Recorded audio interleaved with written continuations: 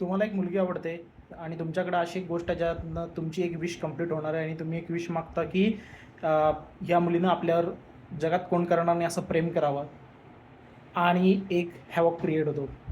So हा plot आहे obsession नावाच्या एका मूवीचा आणि जी की हॉरर फिल्म आहे. मी आजपर्यंत बघितलेल्या बेस्ट हॉरर फिल्ममध्ये ह्याची गणती होईल, नो डाऊट. कारण हॉरर फिल्म जरी असली तरी आपल्याला हसायला येतं. हसायला काय येतं? कारण ह्याची रिॲलिटी एवढी डार्क आहे की किंवा आपण असं म्हणू शकतो की ह्याची रिॲलिटी अशी आहे की हे आपल्या आजूबाजूला कधीही घडू शकतं.